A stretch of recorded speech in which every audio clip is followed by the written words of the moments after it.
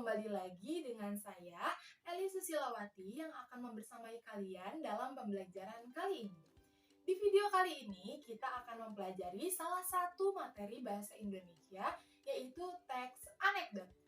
Kalian pernah nggak sih melihat orang-orang di sekitar kalian itu menyinggung pemerintah atau orang lain, namun disertai dengan lelucon yang membuat orang-orang di sekitarnya tertawa?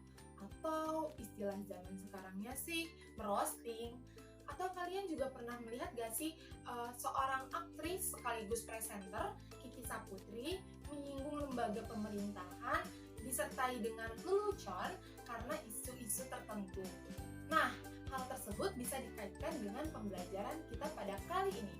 Jadi, tonton videonya sampai habis ya teman-teman. Anekdot merupakan cerita hayalan yang tidak harus didasarkan pada kehidupan masyarakat dan di dalamnya terdapat peristiwa lucu, konyol, dan menyindir. Anekdot terbagi menjadi dua jenis, yakni anekdot lisan dan anekdot tulisan. Namun, sebelum kita memahami lebih lanjut mengenai anekdot lisan, kita perlu memahami terlebih dahulu anekdot tulisan. Mengapa? Agar sesuatu yang disampaikan lebih terstruktur. Anekdot tulisan biasa dikenal dengan teks anekdot.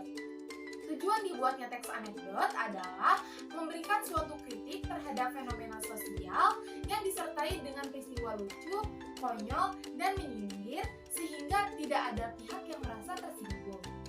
Isi dari teks anekdot terbagi menjadi dua, yakni tersurat atau sudah tertulis di dalam teks dan tersirat, yaitu kita perlu memahami terlebih dahulu secara keseluruhan isi teks. Nah, makna tersurat itu kan artinya suatu pesan yang disampaikan oleh penulis sudah tertulis jelas di dalam teks anekdot. Lalu, bagaimana sih cara menemukan makna tersurat yang disampaikan oleh penulis di dalam teks anekdot? Ada yang bisa jawab tidak? Oke, saya bantu jawab ya. Terdapat beberapa cara yang dapat dilakukan oleh pembaca untuk menemukan makna tersirat yang disampaikan oleh penulis di dalam teks anekdot. Yang pertama, membaca isi teks anekdot secara keseluruhan. Yang kedua, memahami unsur-unsur yang ada di dalam teks anekdot. Yang ketiga, menemukan aspek lucu, konyol, dan jengkel di dalam teks anekdot. Dan yang terakhir, yaitu menemukan makna tersirat berupa kalimat sindiran di dalam teks anekdot. Selanjutnya, kita akan belajar menemukan, memahami, dan mengevaluasi isi dari teks anekdot. Di sini telah saya sajikan teks anekdot berjudul Bersedekah. Teman-teman boleh pause video ini terlebih dahulu dan membaca isi teks secara keseluruhan. Bagaimana? Apakah teman-teman sudah membaca isi teks secara keseluruhan? Nah, sekarang saya akan bertanya kepada teman-teman. Kira-kira makna tersirat berupa kalimat sindiran terdapat pada kalimat yang mana? Yap, benar banget. Pada saat anak tersebut meminta kembalian kepada seorang pengemis itu dengan meminta 3.000. Namun, pengemis tersebut memberikan kembalian 4.000 sambil berkata, tidak apa-apa nak, anggap saja sedekah dari saya. Padahal, kalau kita pikir-pikir lagi, itu kan uang si anak tersebut gitu ya. Nah, di sini pesan yang bisa kita ambil adalah kita harus memberikan uang secara cukup kepada seorang pengemis tanpa perlu meminta kembalian.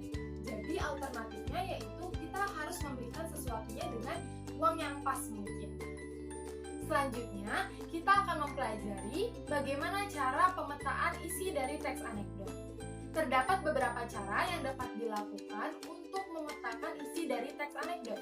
Yang pertama, kita perlu mengetahui bagaimana penulis mengawali ceritanya. Yang kedua, kita perlu mengetahui bagaimana tokoh yang ada di dalam teks anekdot memberikan gagasan dengan jalan pikirannya. Yang ketiga, kita perlu melihat objek yang digunakan dari dalam teks anekdot. Yang keempat, kita perlu memperhatikan makna tersirat yang ada di dalam teks anekdot. Dan yang terakhir yaitu kita perlu memperhatikan bagaimana penulis mengakhiri cerita dari teks anekdot. Setelah kita belajar cara menemukan, mengevaluasi, dan mengonstruksi teks anekdot, kita juga harus bisa menceritakan kembali isi teks anekdot dengan menggunakan menggunakan bahasa sendiri. Lalu, teman-teman ada yang tahu nggak bagaimana cara kita menceritakan kembali isi teks anekdot dengan menggunakan bahasa sendiri? Ya, benar banget. Jadi cara yang dapat dilakukan yaitu yang pertama, kita memahami terlebih dahulu pokok-pokok peristiwa yang ada di dalam teks anekdot. Yang kedua, yaitu memahami unsur-unsur yang ada di dalam teks anekdot. Dan yang terakhir, yaitu merangkai pokok-pokok peristiwa yang dikaitkan dengan unsur-unsur yang ada di dalam teks anekdot secara runtut dari awal sampai akhir. Setelah kita mempelajari banyak sekali hal terkait teks anekdot, apakah teman-teman sudah mengetahui mengenai struktur dari teks anekdot? Tidak mengetahui? Baik, kalau seperti itu saya akan menjabarkan kepada kalian mengenai struktur dari teks anekdot. Teks anekdot terbagi menjadi 5 bagian. Yang pertama yaitu abstraksi. Abstraksi merupakan bagian awal yang berfungsi sebagai pemberi gambaran isi dari teks anekdot. Yang kedua, orientasi. Orientasi merupakan awal dari suatu cerita atau latar belakang terjadinya suatu peristiwa. Yang ketiga yaitu krisis. Krisis merupakan puncak masalah yang disertai dengan peristiwa lucu, konyol, dan bersifat menyinggung. Yang keempat yaitu reaksi. Reaksi merupakan penyelesaian masalah dari krisis. Dan yang terakhir ada koda. Koda merupakan akhir dari suatu cerita. Selanjutnya kita akan mempelajari mengenai kaidah kebahasaan dari teks anekdot. Kaidah kebahasaan dari teks anekdot yang pertama yaitu menggunakan kata kerja lampau. Yang kedua menggunakan kata keterangan atau adverb. Yang ketiga menggunakan gaya bahasa metafora atau kiasan. Yang keempat yaitu bersifat naratif atau diceritakan secara runtut. Yang kelima yaitu menggunakan kata sifat, kata benda, dan kata majemuk. Yang keenam yaitu terdapat pertanyaan retorik atau pertanyaan yang tidak memiliki makna dan tidak memerlukan jawaban. Yang ketujuh dapat menggunakan bahasa sehari-hari. Yang kedelapan, cerita dapat berupa fakta atau cerita juga dapat berupa fakta yang dipadukan dengan khayalan. Setelah kita mempelajari banyak hal terkait teks anekdot, kita juga harus mampu memproduksi teks anekdot. Nah, langkah-langkah membuat teks anekdot, yang pertama, kita harus menentukan ide pokok yang akan dibahas dalam teks anekdot. Yang kedua, mencari sumber atau bahan referensi.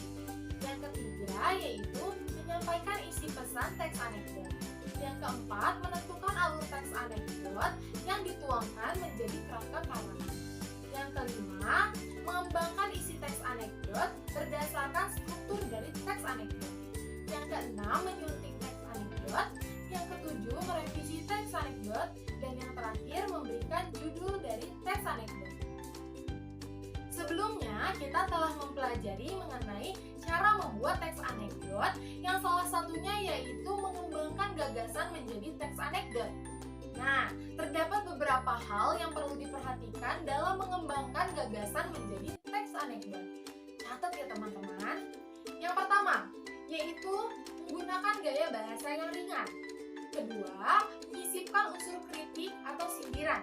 Yang ketiga, mengandung unsur kekonyolan, candaan, atau keanehan. Dan yang terakhir yaitu harus mengandung pesan moral yang baik. Bagaimana teman-teman? Apakah kalian sudah dapat memahami mengenai materi teks anekdot yang telah saya sampaikan? Semoga video ini bermanfaat. Jangan lupa di like, comment, share, dan subscribe. Dan jangan lupa juga kalian kerjakan latihan soalnya ya. Sekian, wassalamualaikum warahmatullahi